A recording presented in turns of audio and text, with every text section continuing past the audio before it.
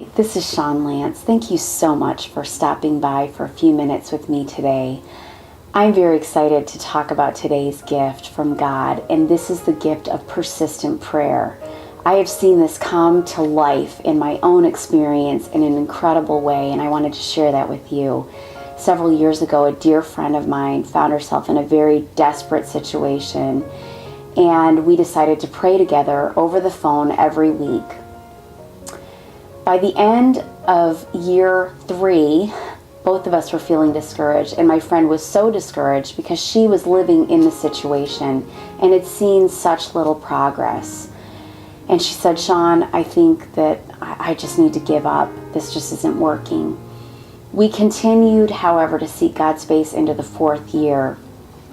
And sometime during that time, I ran across this parable, and I wanted to share it with you. I just think it's so encouraging for those of us that, and I think we all do, that have a situation where we continue to need to see results. We know we're praying within the will of God, but we just haven't seen yet how He's going to redeem it.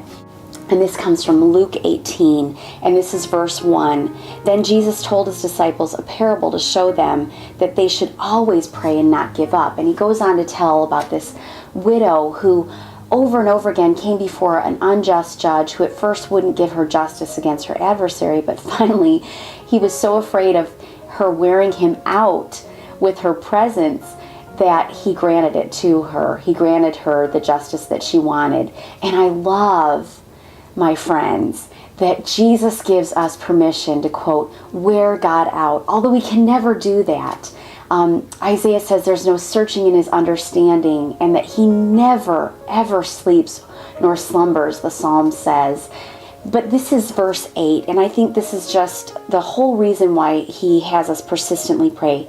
I tell you, He will see that they get justice and quickly. However, when the Son of Man comes, will He find faith on the earth?